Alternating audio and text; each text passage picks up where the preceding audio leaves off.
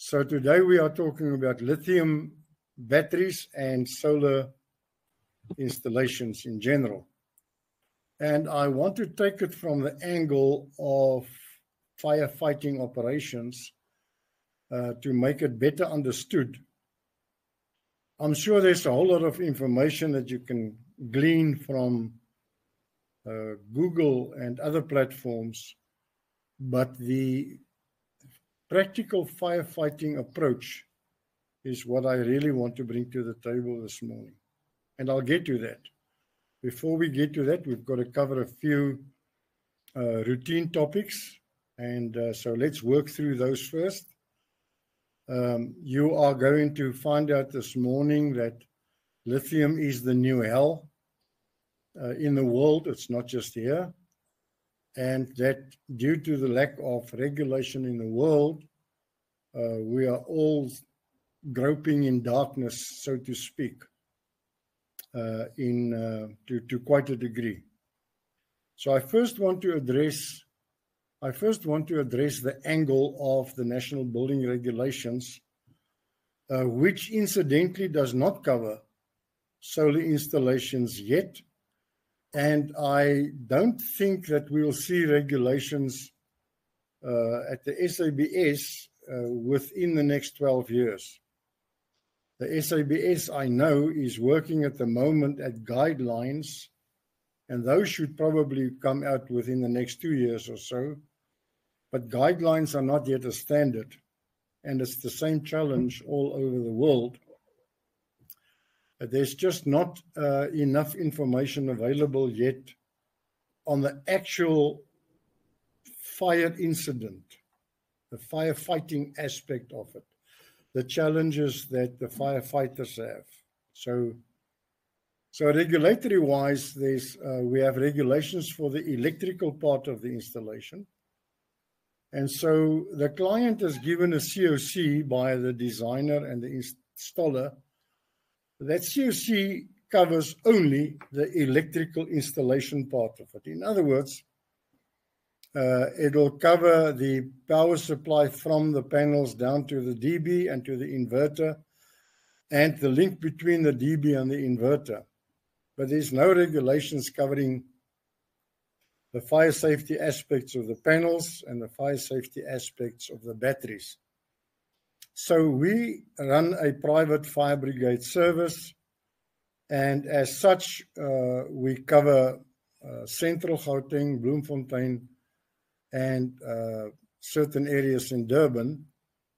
And in Central Gauteng at the moment, our average number of solar-related fires in a month, so we're standing at 9 already, which means that it's about between 15 and 20% of all the fires that we turn out to. So we attend on average to 2 building fires per day.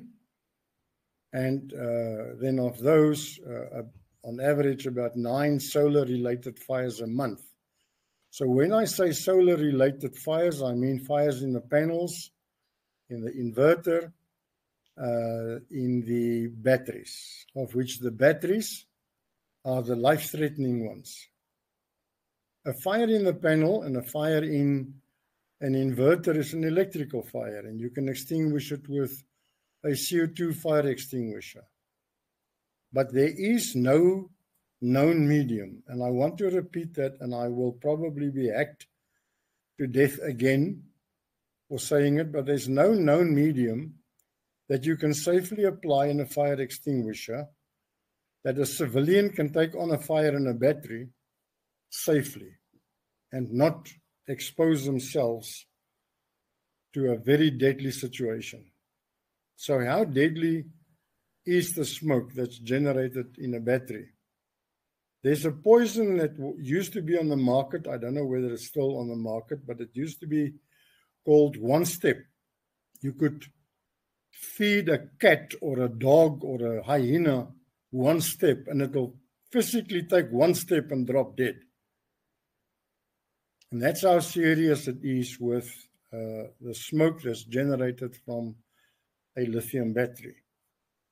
And so there's material available on YouTube The one instance that I remember is a factory or a warehouse in South Korea where they store lithium batteries. The fire breaks out, and on the security camera, you can see them running for the fire extinguisher.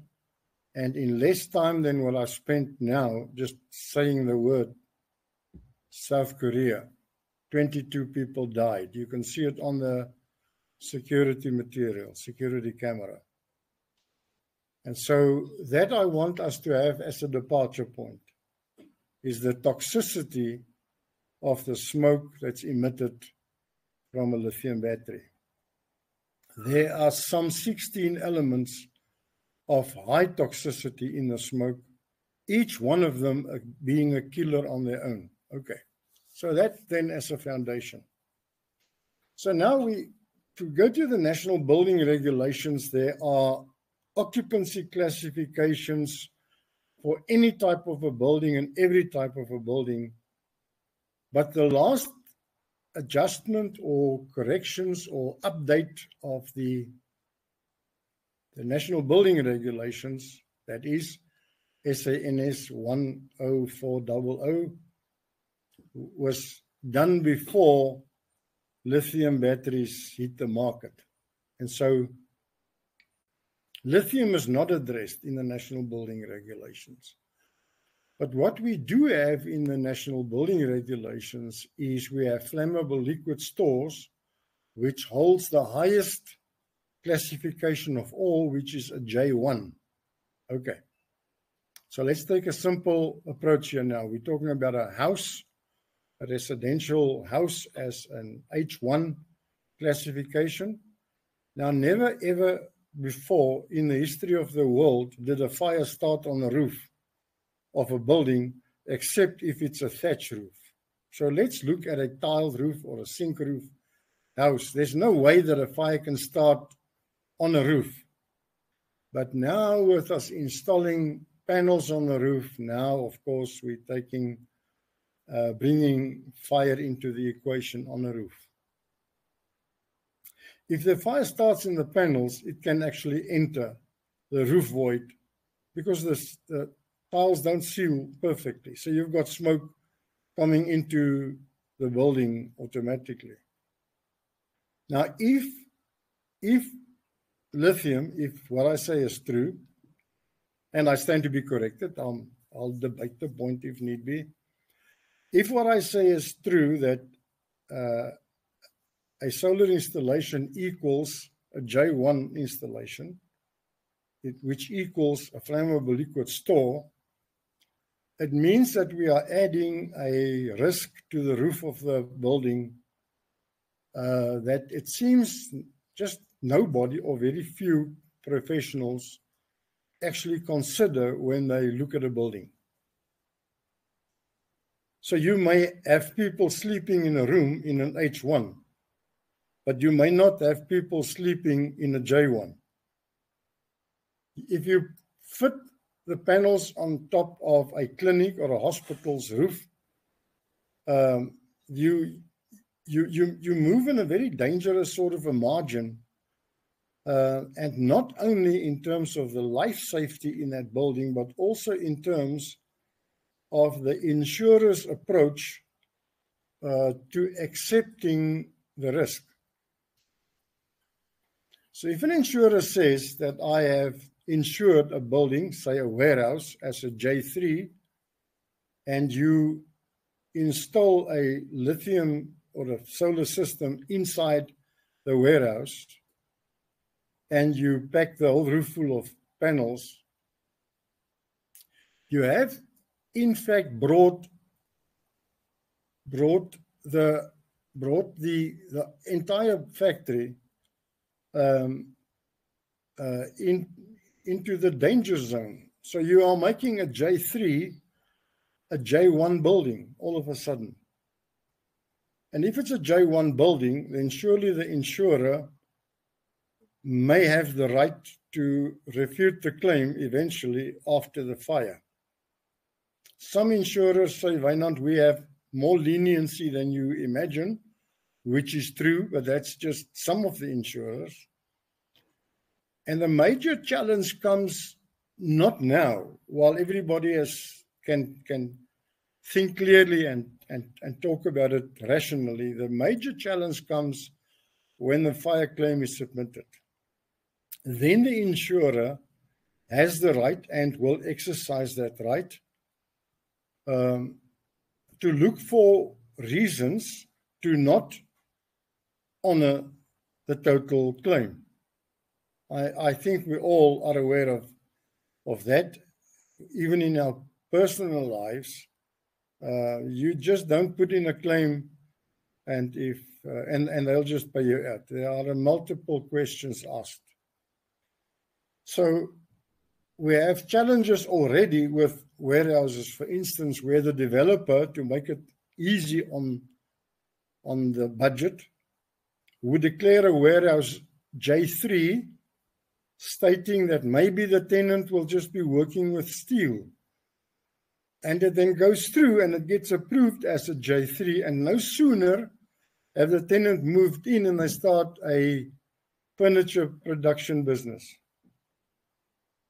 which now makes them a J2 and a D1. And now we come and we add this installation to the equation. And so you can understand where this thing is going then. Now, I visit and I do walkabouts absolutely daily. I did a major assessment again yesterday.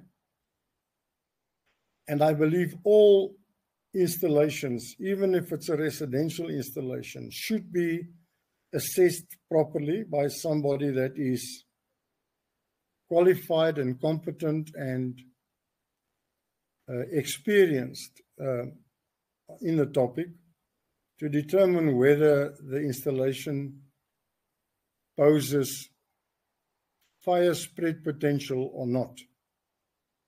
So I'm not an engineer. I don't evaluate the electrical intrinsicalities or the intrinsicies of the system. That's not my function. My function is to look at fire safety and life safety. So if you install a system and the batteries are sitting fixed against the wall and there's forklift traffic, and believe me, it happens just about daily, right past these batteries, and product is stacked in front of these batteries, and the batteries are sometimes caged in, and with the batteries, they also cage in a hose reel, which makes it really easy for somebody to pour water on the burning batteries, which will aggravate it. And so all of these challenges have to be assessed ad hoc. I'm sometimes asked, won't you write a document? And I say, no, I won't. I'll have to write a whole book, and by the time the book is done, the circumstances and the products would have changed already. And so I do believe that when you have a system designed, somebody that's knowledgeable should form part of your design team so that you know well ahead of time what it is that we are looking at.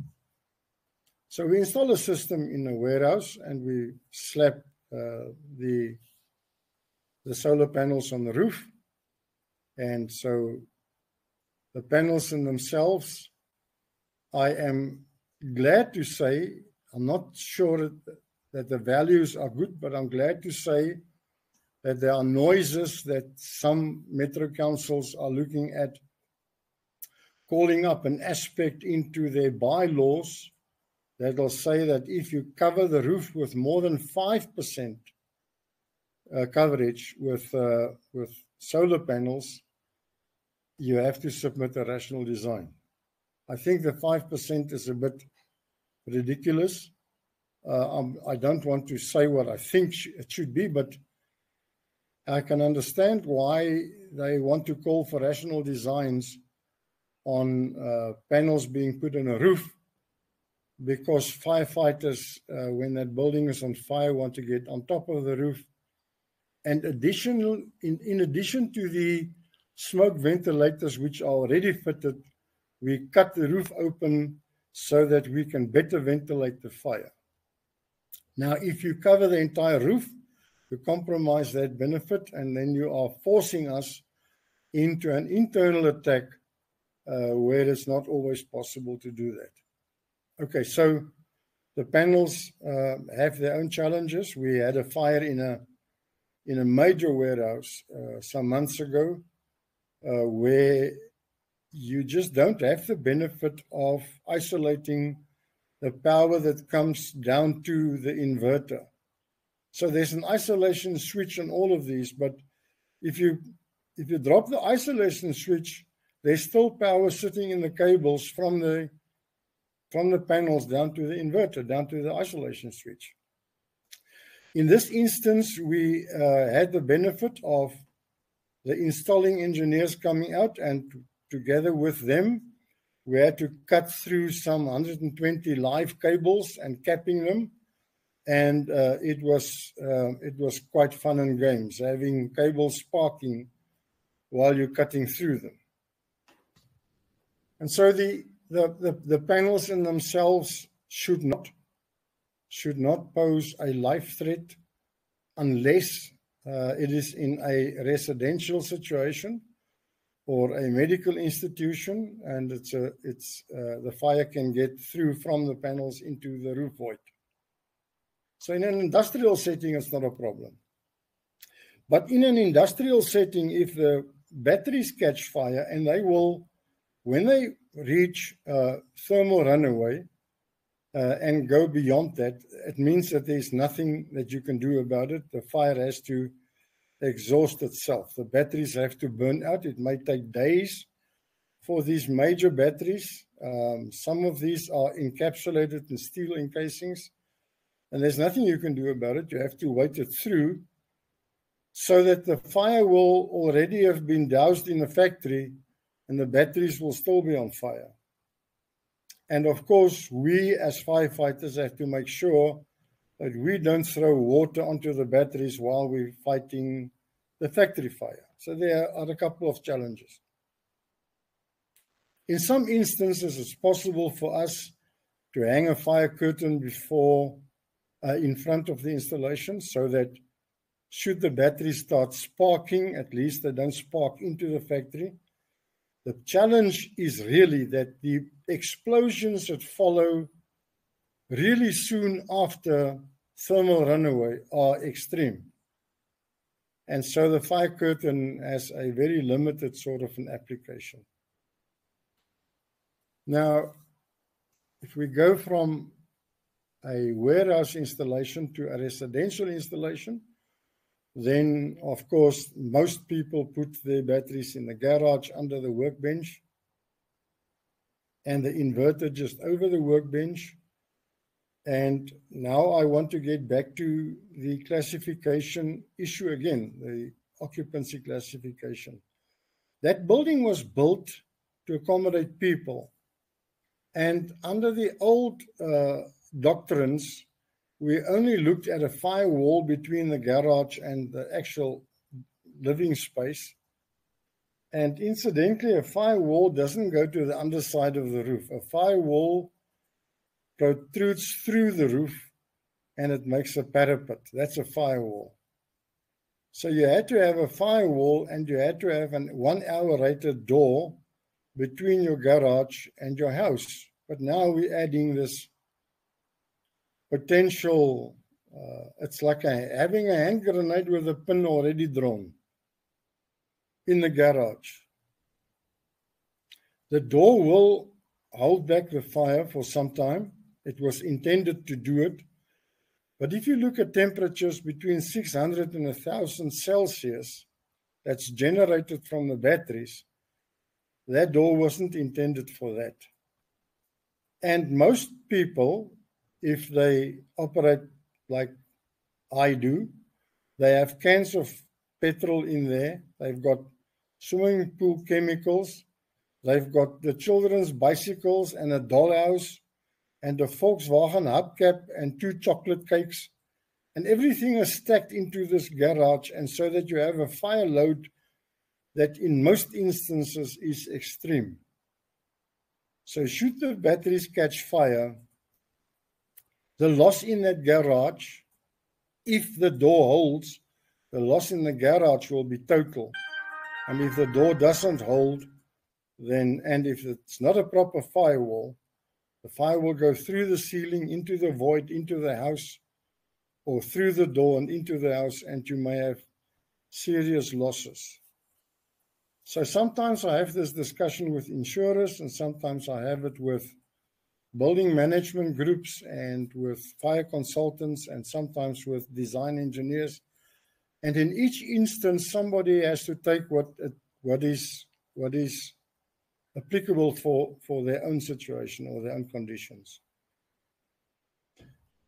So I'm asked in general, what's the very most important issue that I should consider when I install or design a system?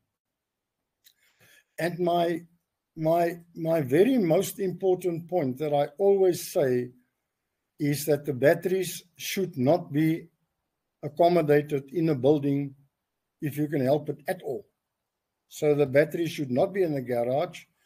They should not be sitting like I visited a block of flats recently, and it's almost a retirement. It's a retirement village, but they've got flats, 90 flats there, and they in each of the flats, right in the front door. You come into the front door in the little foyer.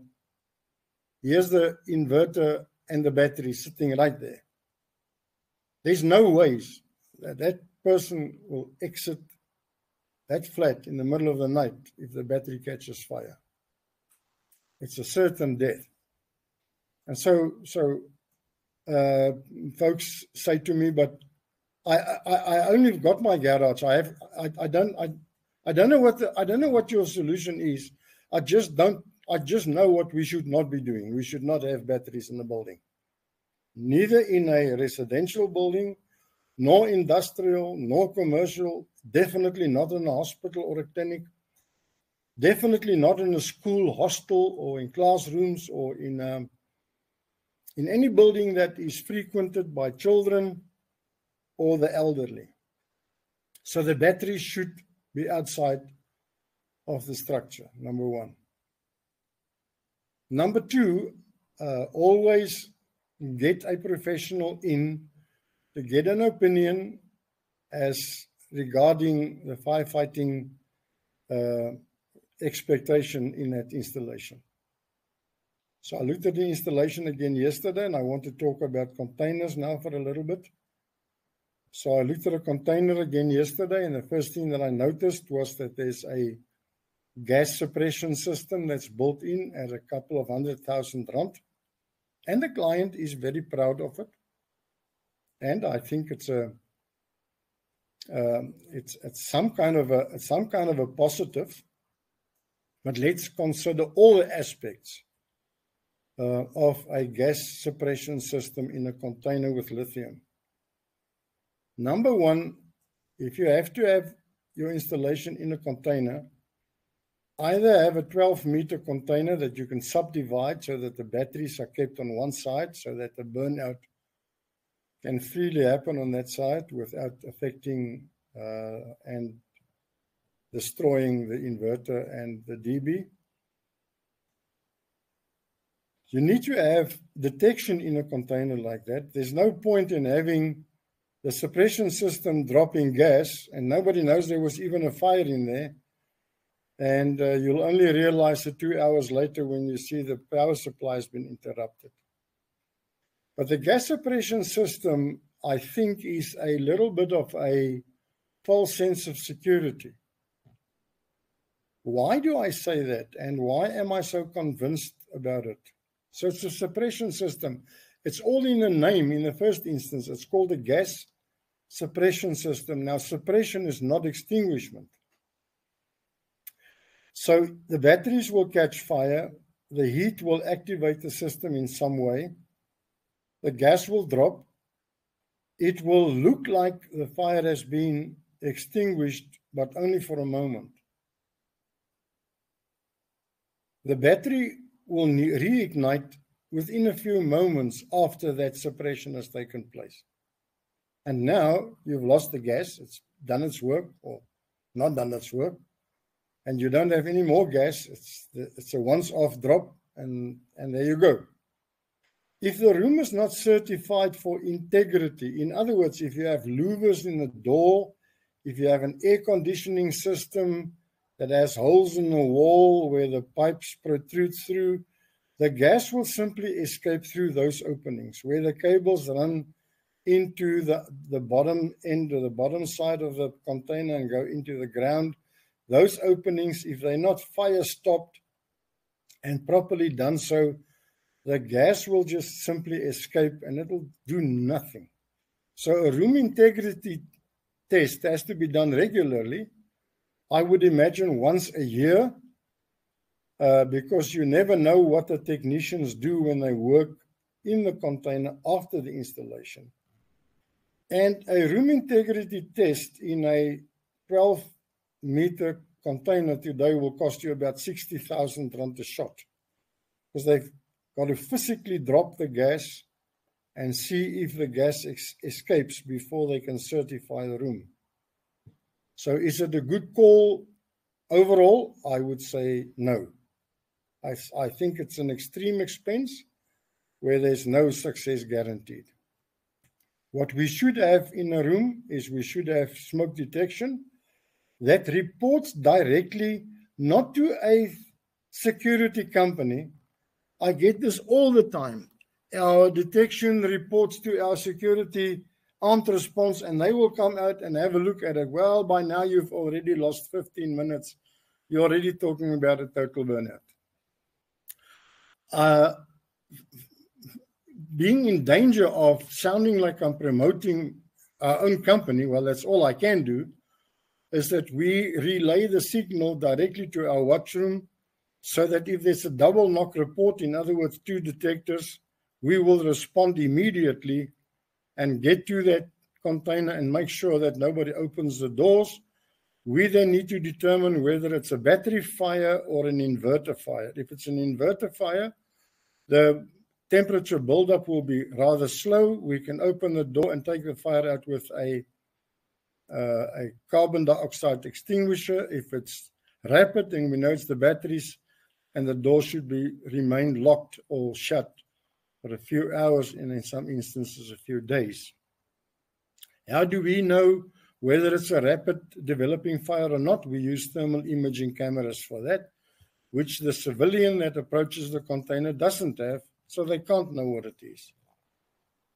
And so it should have detection in it. It should have smoke ventilation, designed and purpose-built smoke ventilation.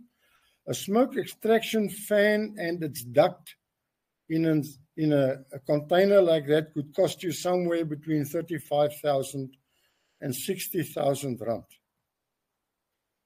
And you have to have signage around this container that says, lithium inside, do not open the door in the event of a fire, and so on.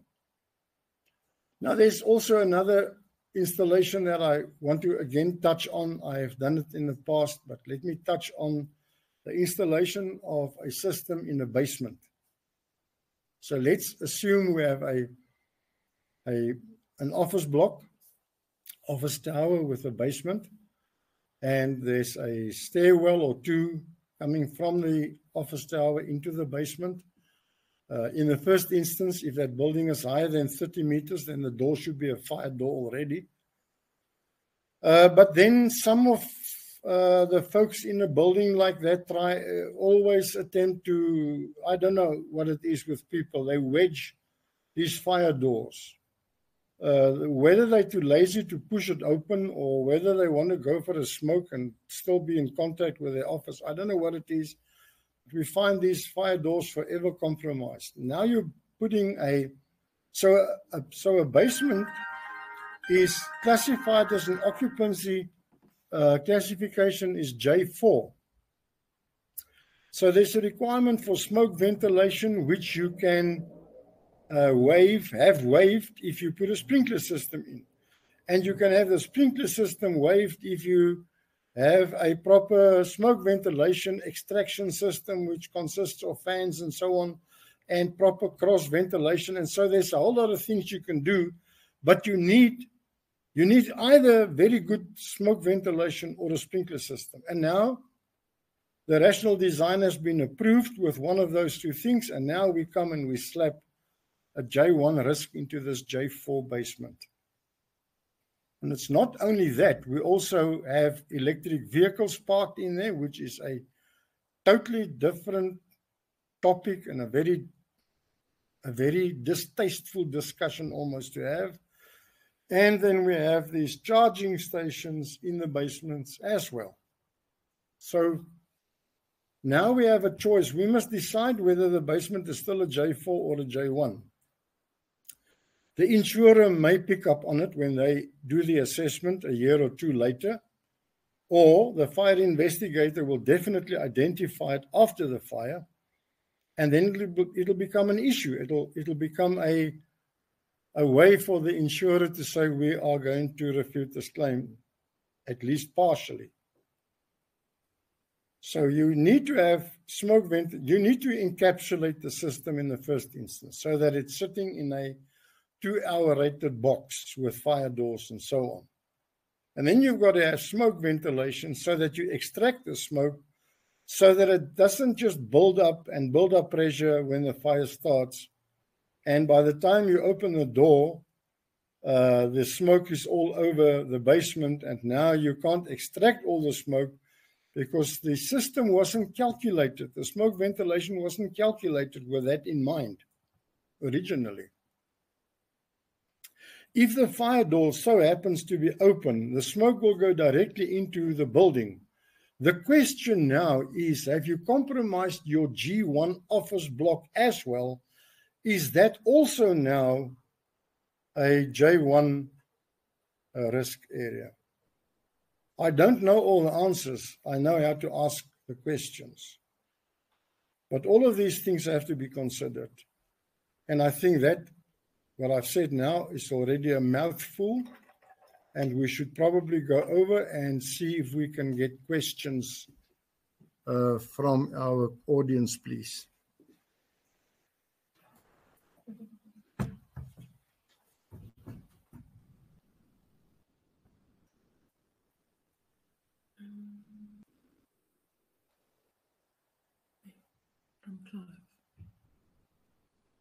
Okay, Clive says, thanks for the invite. Can you comment on non-lithium batteries as well, time permitting? Yeah, non-lithium batteries don't have the same risk potential in the batteries, but the rest of the installation is still prone to catching fire. So the panels still burn and the inverters still burn, and so in that instance, the batteries, of course, is less of a concern.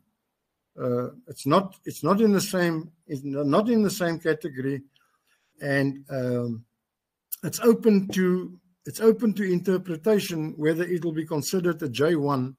Some fire departments may still consider it a J1 due to the panels on the roof and not due to the ESS installation itself.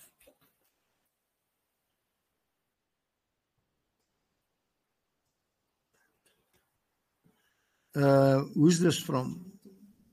Geraldine says, can one house the battery separate to the inverter in a much smaller custom designed container, or must they both be? No, excellent. Like Pete Korenhoff used to say, now that's a good question. And then he walked away, he didn't answer it. Geraldine, let's say you've got two containers. You've got a 6-meter container for the inverter and the DB and so on, and you've got a separate 3-meter container for the batteries. That's absolutely first prize. Very, very great question. No more questions. Is there anybody else that has any questions? I either did a very good presentation, which I'll tap myself right here for, or maybe the audience had run away. No more questions. Is it possible? Have we missed something? No more questions. Thank you, audience. When is the next webinar? It'll be late September. Yes. Late September. So this is our second one. We aim to have one at least once a month. and see if we can maybe gain some insights. Debbie George says, thank you very much. Thank you, Debbie, old friend. Have a lovely day, Debbie, and have a lovely day, audience. And we'll see each other again, end of September. What must we do? A replay link will be sent out after 2 weeks.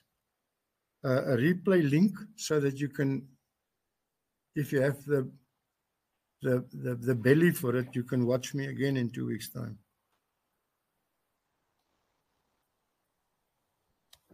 Rian Klute say. Thank you. Rian Klute has a question. Can you please provide your comments on the lithium fire extinguishers currently being promoted, particularly in relation to insurance compliance? I find that the insurers, there's a difference between somebody that has read about fire and somebody that's actually fought fire. And so if you've only read about fire, then you'll probably support this whole idea.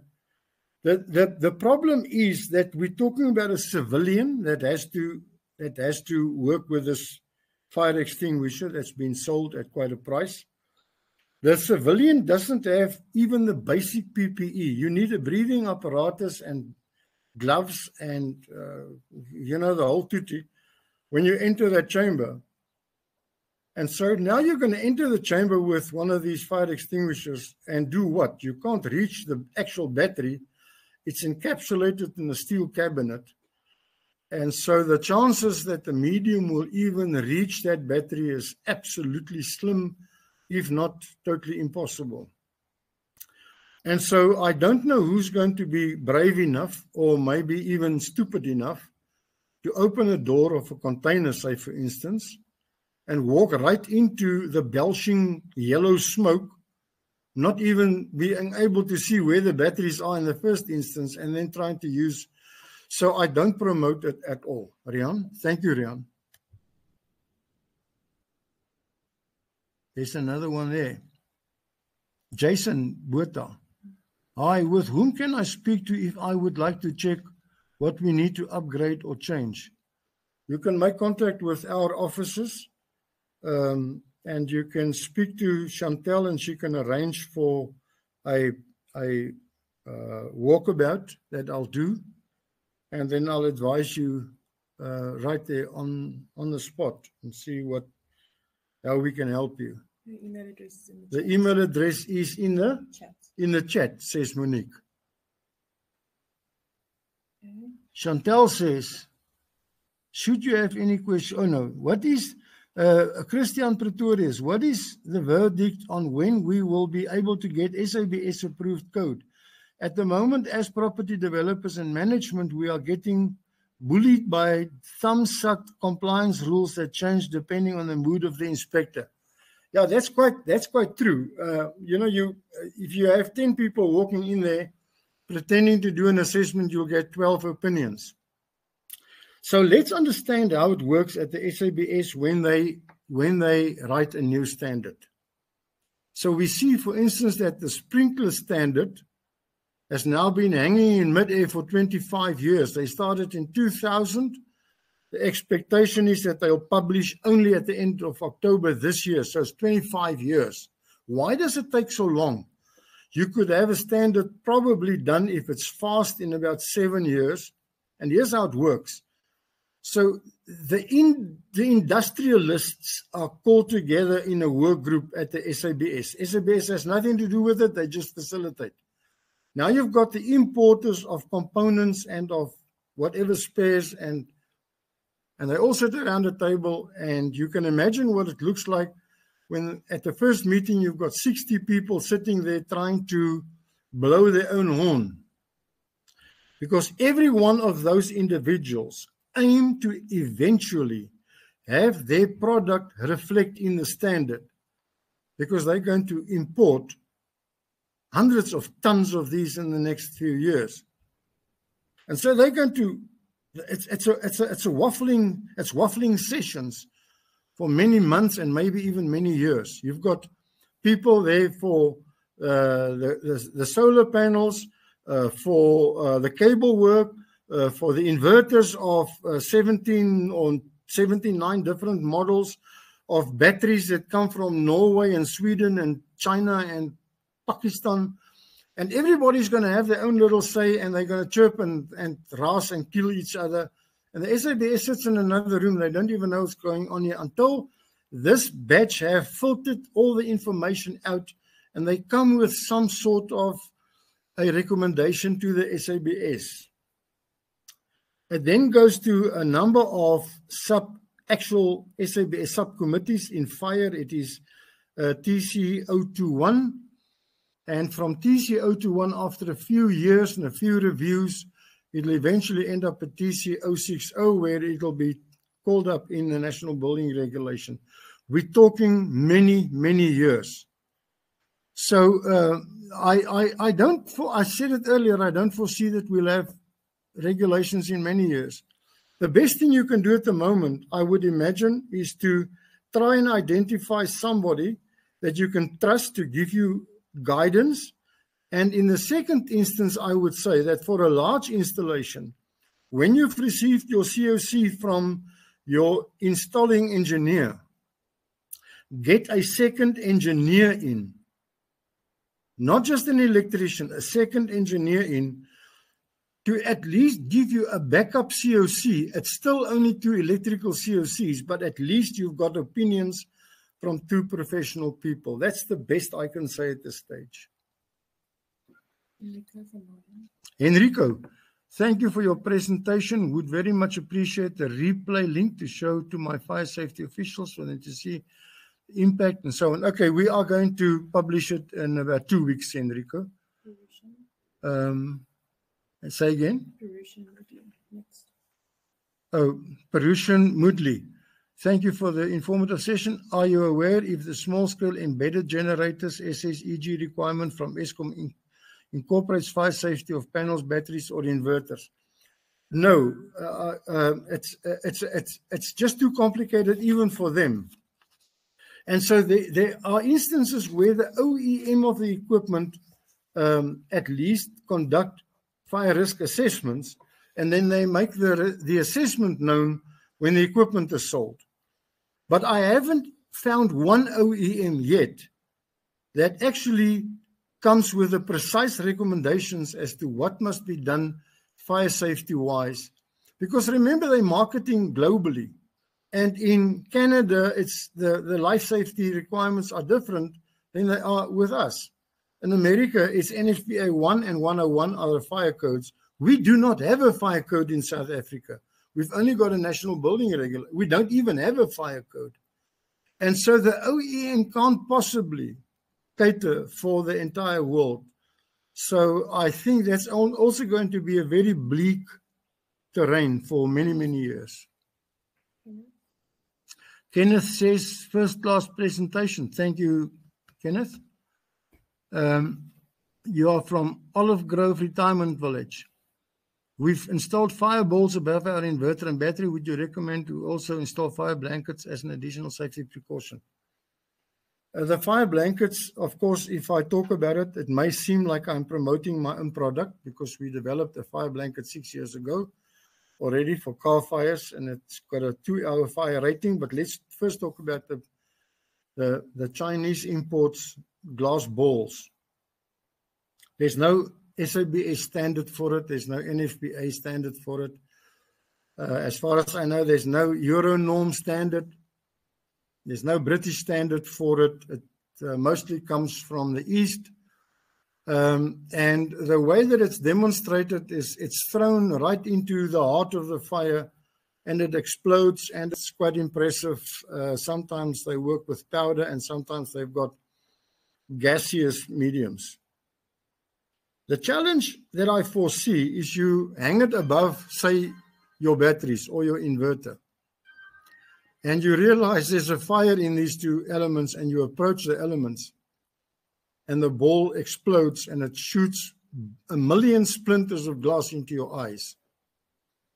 So quite recently in Hyde Park, we had a situation, double garage, built separately from the house, and the homeowner is working at his workbench, and his batteries are underneath the workbench. He pushed his 2 smart cars back a little bit, and the next minute, without notice, the battery just explodes right into his groin.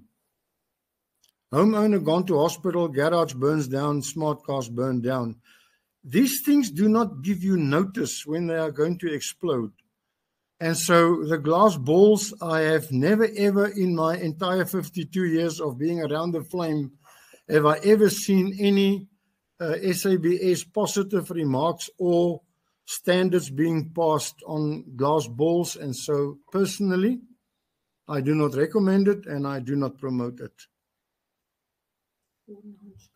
Gordon Hotchkiss.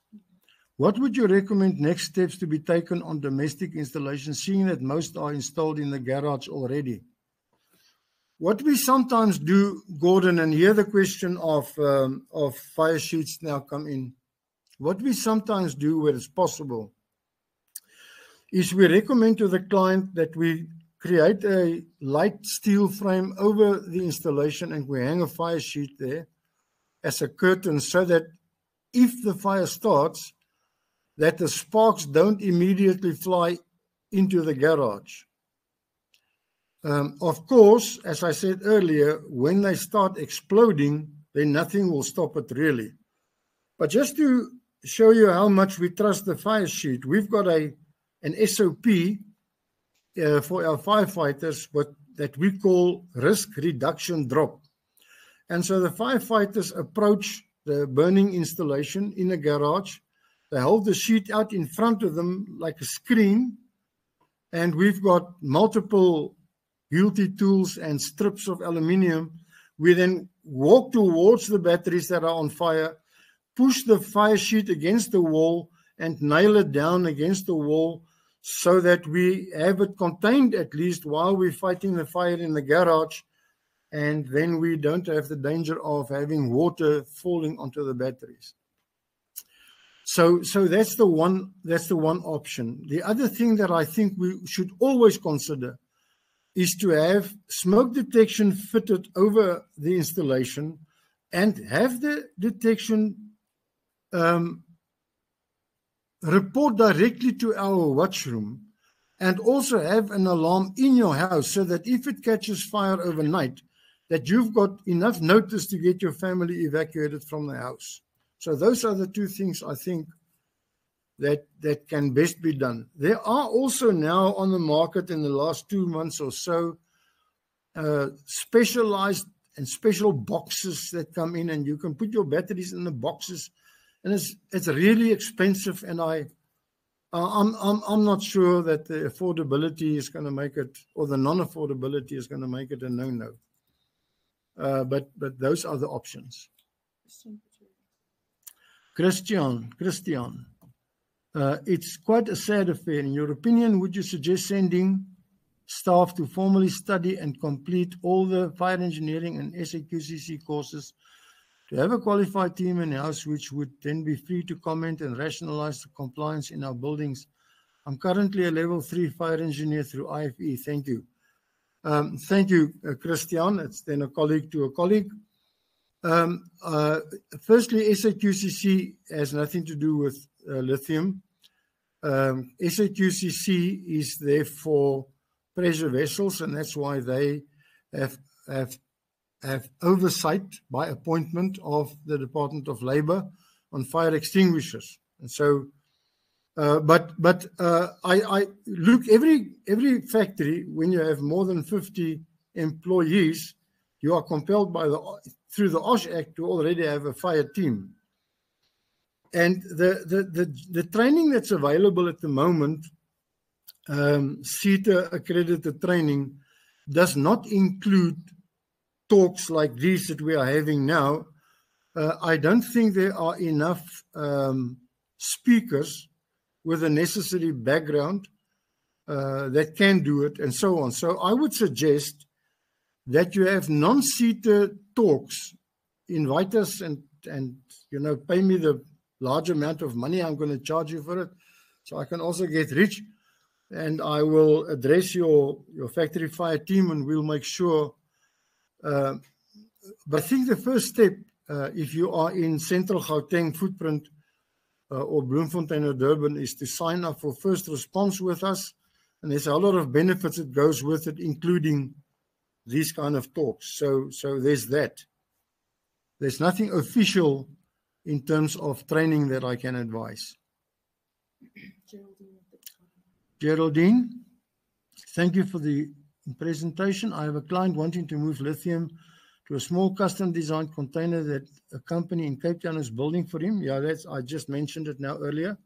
What would you recommend they fit into this small container, if anything? Do we need to have the container approved by SABS?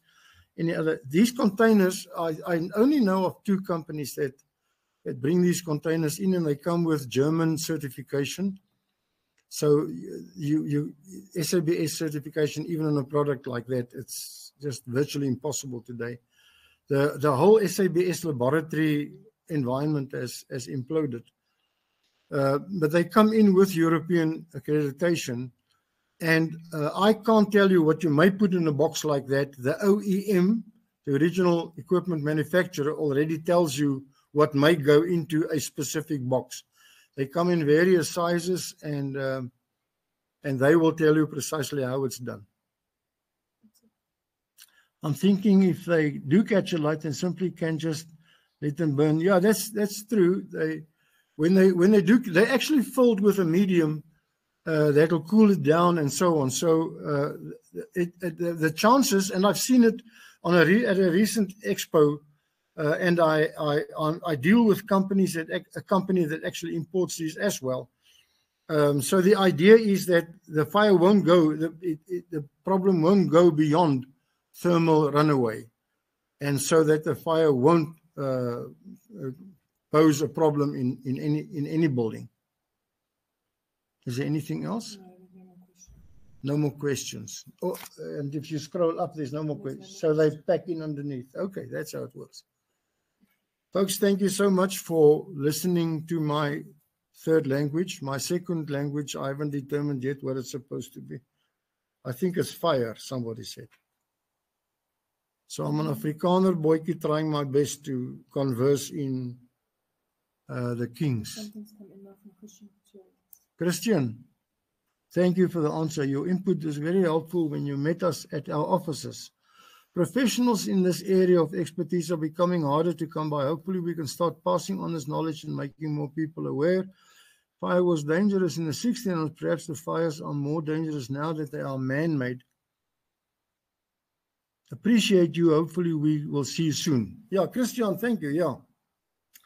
I think the kind of chats that we had in your offices is probably for at least the next 2 or 3 years. That should be the mode of transferring of information.